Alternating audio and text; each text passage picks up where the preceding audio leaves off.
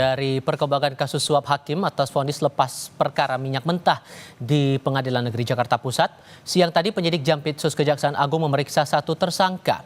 Kepala Pusat Penerangan Hukum Kejaksaan Agung Harli Siregar menerangkan satu tersangka itu adalah seorang panitera muda Pengadilan Negeri Jakarta Utara yang diketahui adalah Wahyu Gunawan.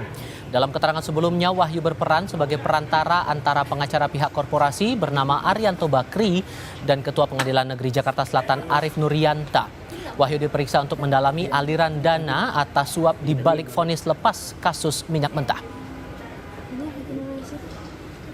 Ada tersangka yang diperiksa hari ini sebagai pemeriksaan lanjutan oleh penyidik atas nama WG, ya, Wahyu Gunawan.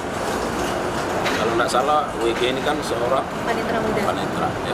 Berarti dia menerima uang itu ya, Pak? Kayak jadi calon maklar. Ya, berdasarkan rilis yang sudah kita sampaikan, yang bersangkutan yang berhubungan dengan AR, ya kan?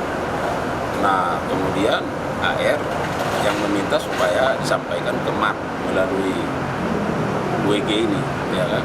Dan MAN mengiyakan dengan ada penambahan dan disanggupi oleh AR, dan kemudian terjadi transaksi, ya, dan yang menyerahkan adalah WG dari AR ke MAN.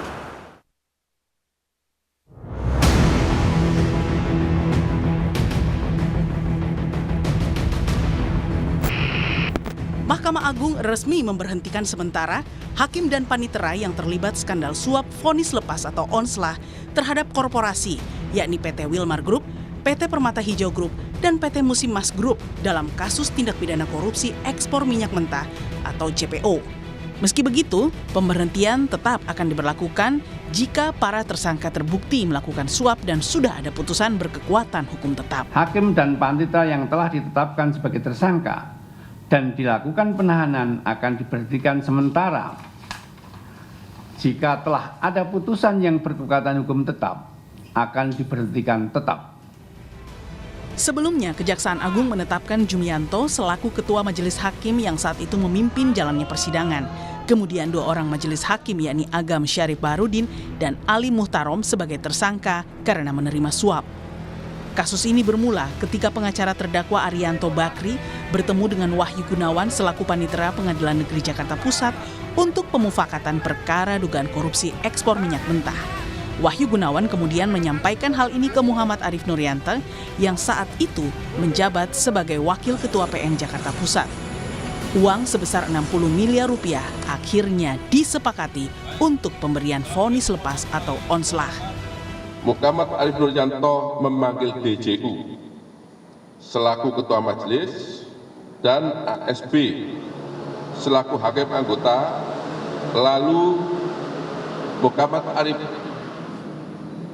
Nurianto memberikan uang dolar bila dikuruskan ke dalam rupiah senilai 4.500.000.000, bahwa pada bulan September atau Oktober, karena yang bersangkutan sudah tidak ingat, Muhammad Arief Nurianto menyerahkan kembali uang dolar Amerika Serikat bila kurs rupiah senilai 18 miliar kepada DJU, yang kemudian oleh DJU uang tersebut dibagi 3. Terulangnya kasus suap hakim hingga menelurkan putusan yang janggal dalam sebuah perkara oleh pakar hukum dinilai sebagai suatu kondisi yang sudah harus dilakukan reformasi total, yakni dengan mengecek aktivitas pertemuan hakim di luar pengadilan yang menyangkut perkara dalam 10 tahun terakhir.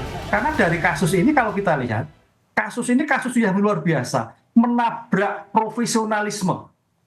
Kenapa dikatakan profesionalisme? Kalau kita melihat substansi hukumnya, itu adalah perkara pidana misalkan. Kok sampai di onslah?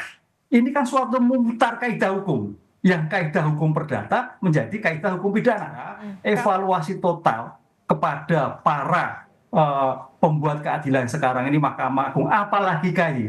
Ini suatu kebobolan ini. Karena sudah 2 kali loh ya. Surabaya, kemudian Jakarta, bisa sama. Yang tadinya bebas menjadinya terbukti jadi bebas, ini juga menjadikan onslah. Ini suatu kaidah yang suatu luar biasa. Yang reformasi total, asesmen total dari 10 tahun terakhir siapa berhubungan, di mana, dan sebagainya. Karena kalau Dalam perkara ini, Kejagung sudah menyita uang senilai 261 juta rupiah di rumah tersangka Muhammad Arif Nurianta di Tegal, Jawa Tengah. Kemudian 59 juta rupiah di rumah tersangka Arianto Bakri, lalu 6 miliar rupiah di rumah tersangka Ali Muhtarom di Jepara, 60 juta rupiah dari kantor tersangka Marcella Santoso, dan uang tunai 616 juta rupiah di rumah tersangka Agam Syarif Baharudin. Selain uang, ada 7 mobil mewah, 21 sepeda motor, dan 7 sepeda yang juga disita di rumah tersangka Arianto. Tim Liputan Kompas TV.